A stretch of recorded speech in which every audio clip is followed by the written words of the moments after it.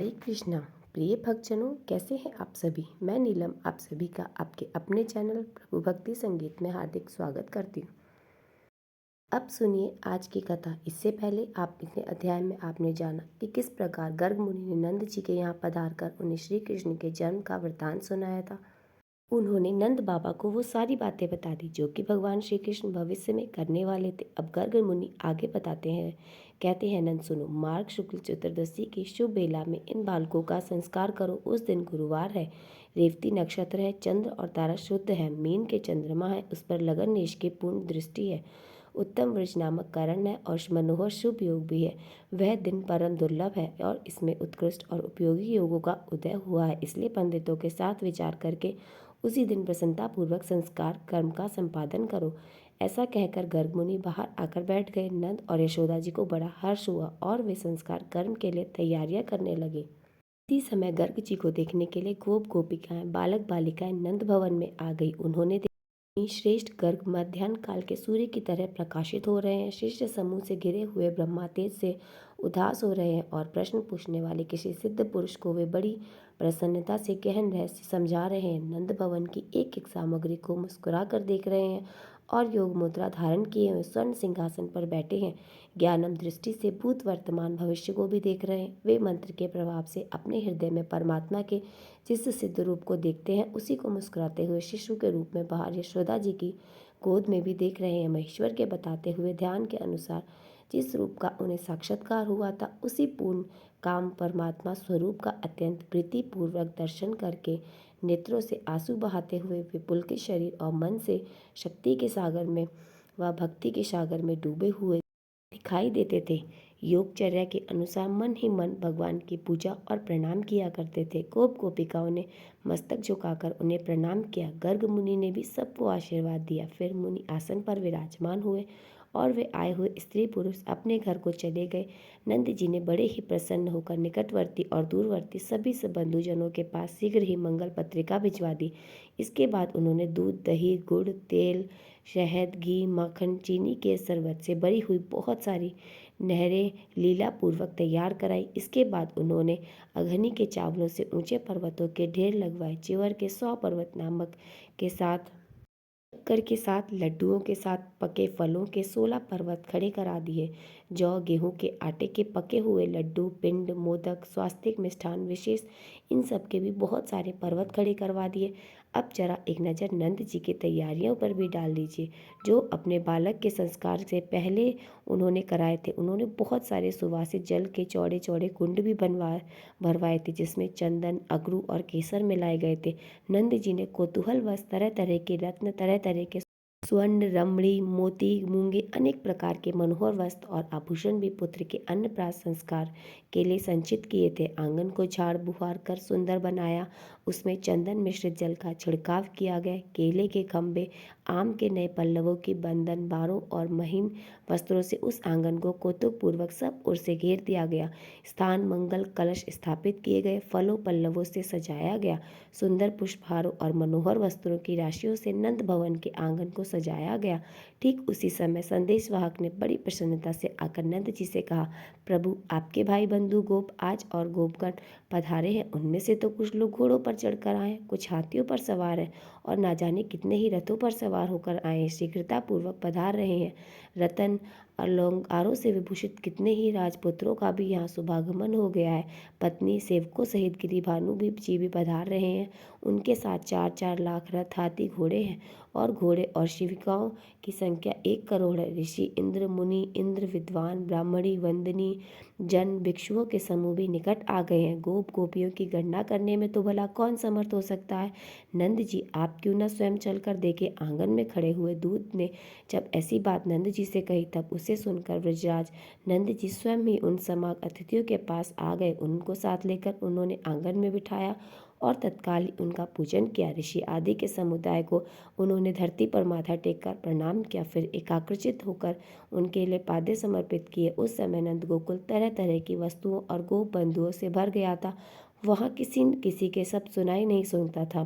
साक्षात कुबेर ने श्री कृष्ण की प्रसन्नता के लिए वहाँ 3 मुहूर्त तक सोने की वर्षा करके गोकुल को सोने से भी भर दिया था। नंद जी की यह संपत्ति देखकर उनके भाई बंधु लज्जा से नतमस्तक हो गए और उन्होंने अपने कौतूहल को छुपा लिया। नंद जी ने नृत्य क्रम करके पवित्र होकर 2 धुले वस्त्र धारण किए।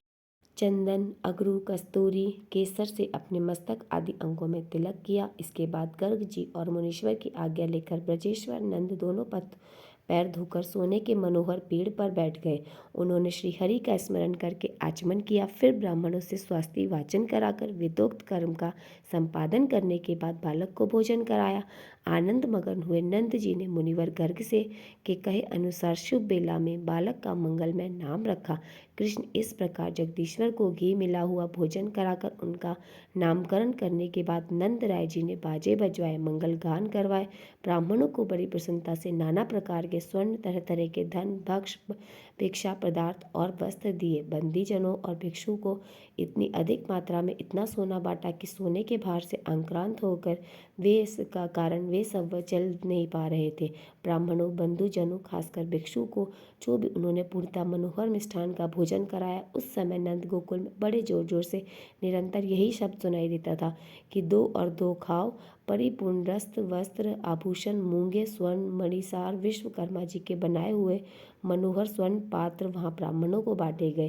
ब्रजनाथ नंद ने गर्ग जी के पास जाकर विनयपूर्वक अपनी इच्छा प्रकट की और नम्रतापूर्वक उनके शिष्यों को बचे हुए शेष द्विज को स्वर्ण के अनेक भार पूर्ण मात्रा में उन्हें प्रदान कर दिए। नारायण जी कहते हैं, हे नारद ऋषि, कृष्ण को गोद में लेकर गर्ग जी एकांत स्थान में गए और बड़ी भक्ति और प्रसन्नता से उन परमेश्वर को प्रणाम करके उनकी स्तुति करने लगे।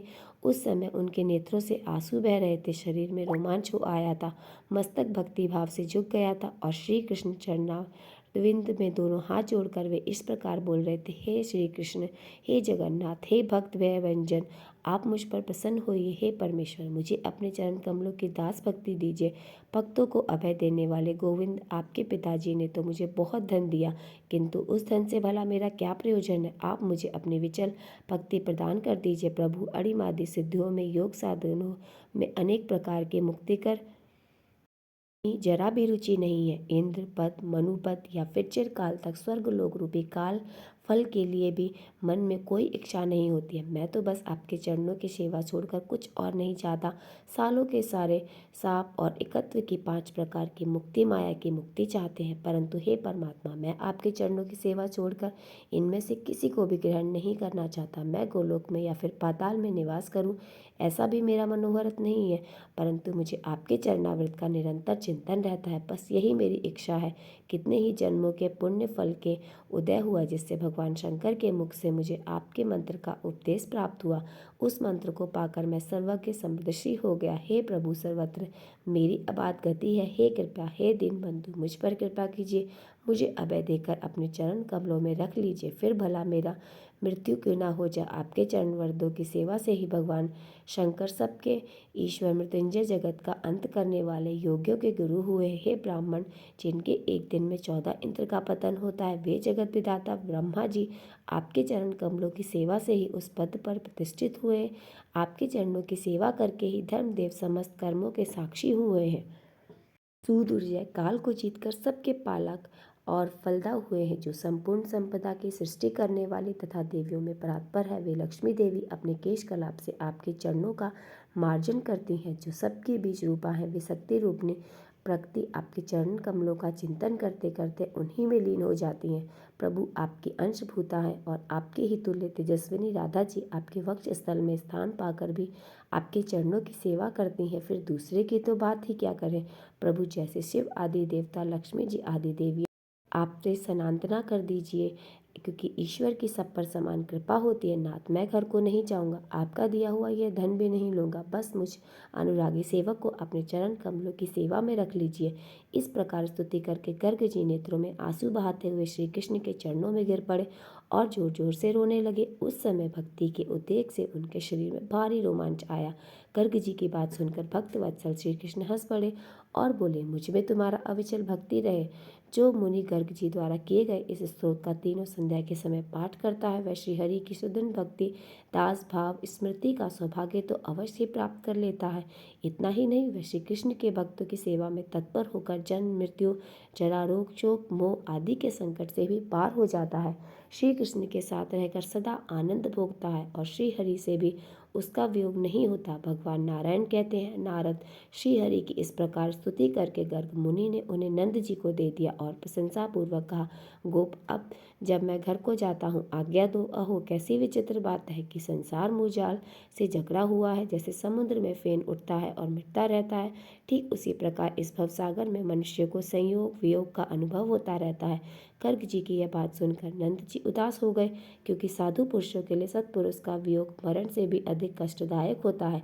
संपूर्ण शिष्यों से घिरे हुए मुनिवर गर्ग अब जब जाने को तैयार हुए तब रोते हुए नंद आदि सभी गोप गोपियों ने अत्यंत प्रीतिपूर्वक अत्यंत विनीत भाव से उन्हें प्रणाम किया।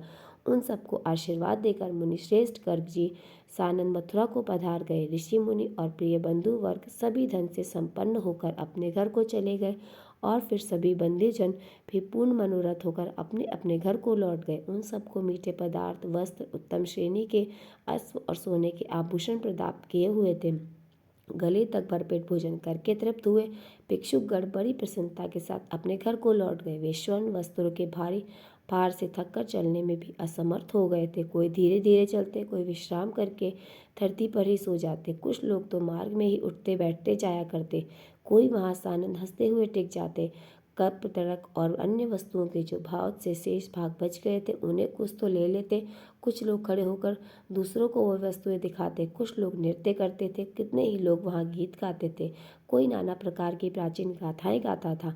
राजा मरुत श्वेत सगर मंधाता उत्तानपाद नहुष और नल आदि की जो कथाएं हैं उन्हें सुनाते थे। श्री राम के अश्वमेध यज्ञ की जो राजा रति देव के दान कर्म की भी गाथाएं गाते थे। कोई ठहर ठहर कर, कोई सोकर यात्रा करते थे। इस प्रकार सभी लोग प्रसन्नता पूर्वक अपने अपने घर को चले गए। हर्ष से भरे हुए नंद जी यशोदा जी दोनों दंपति अपने बालक कृष्ण को गोद में लेकर कुबेर भवन के सामने समान रमणी अपने भव्य भवन में रहने लगे। इस प्रकार अब वे दोनों बालक शुक्ल पक्ष के चंद्रमा की तरह घर में बढ़ने लगे। अब वे गुहों की पूंछ दीवार पकड़कर खड़े होने लगे। दोनों थोड़ा थोड़ा उन्हें चलना सीखने लगे। हर दिन आधा शब्द या आधा चौपाई शब्द बोल पाते थे। मुने आंगन में चलते हुए वे दोनों भाई अब माता पिता की खुशियां बढ़ाने लगे। कोई भी नन्हा बालक जब पहली बार तुतलाकर कोई शब्द बोलता है, शब्द बोलना सीखता है, या पहली बार अपने नन्हे नन्हे कदम बढ़ाना सीखता है, खड़ा होना चलना सीखता है, तो उसके माता पिता को जो खुशी होती है वही खुशी, वही अपार प्रसन्नता नंद जी यशोदा जी को भी हो रही थी। अब नन्हे श्री कृष्ण दो एक पग चलने में असमर्थ हो गए। डगमगाए हुए वे धीरे धीरे चलने की कोशिश करते। घर में आंगन में अब वे घुटनों के बल चलने फिरने लगे। संकर्षण की अवस्था बालक श्री कृष्ण के 1 साल अधिक थे। वे दोनों भाई अपने माता पिता का आनंद वर्धन करते हुए अर्थात उनकी खुशियां बढ़ाते हुए दिनों दिन बड़े होने लगे। माया से शिशु रूपी धारी वे दोनों बालक गोकुल में विचर करते हुए अच्छी तरह चलने में भी असमर्थ नहीं हो पाए थे। अभी वे साफ साफ शब्द भी नहीं बोल लेते थे। मुनि गर्ग जी मथुरा में वसुदेव जी के घर गए। उन्होंने पुरोहित जी को प्रणाम किया और अपने दोनों पुत्रों का कुशल समाचार पूछा। गर्ग जी ने उनका कुशल मंगल सुनाया। नामकरण संस्कार के भी सब भारी और महान उत्सव की भी चर्चा की। वह अब सुनने मात्र से वसुदेव जी के आनंद के आंसू से आंखें डूब गई। देवकी जी बड़े प्रेम से बार बार अपने बच्चे का समाचार पूछने लगती। वे आनंद के आंसू बहाती हुई बार बार कभी जोर से तो कभी धीरे धीरे रोने लगती। गर्ग जी उन दोनों दंपति को आशीर्वाद देकर सानंद अपने घर को चले गए। इधर देवकी जी और वासुदेव जी अपने घर में निकलकर घर में ही निवास करने लगे। नारद, जिस कल्प में यह घटना घटित हुई थी उस समय तुम 50 कामिनियों के पति गंधर्वराज राज उप ब्राह्मण के नाम से प्रसिद्ध थे। वे सब सुंदरियां तुम्हें प्राणों से भरकर प्रिय मानती थी और तुम श्रृंगार में निपुण व नवयुवक थे। तब ब्रह्मा जी के श्राप से एक ब्राह्मण की दासी के पुत्र हो गया। उसके बाद वैष्णव की जूठन खाने से अब तुम ब्रह्मा जी के पुत्र हो गए। श्री हरि की सेवा के दर्शन सर्वदर्शन और सर्वज्ञ भी हो गए। पूर्व जन्म की सभी बातों को याद रखने में भी समर्थ हो गए। श्री कृष्ण का यह चरित्र, उनके नामकरण अन्नप्राशन आदि का वृतांत कहा गया है, जन्म मृत्यु और जरा का नाश करने वाला है। आप उनकी अन्य लीलाएं भी बता रहा हूँ, वह भी ध्यानपूर्वक सुनो। इसके बाद नारायण मुनि ने देवर्षि नारद से जिन भी लीलाओं का वर्णन किया उन सभी का विस्तार पूर्वक वर्णन आप सभी अगले अध्याय में जरूर सुनिएगा। आज की कथा अगर आपको पसंद आई हो तो वीडियो को लाइक और चैनल को सब्सक्राइब जरूर कीजिए। मिलते हैं हम आपसे अगली वीडियो में। हरे कृष्णा।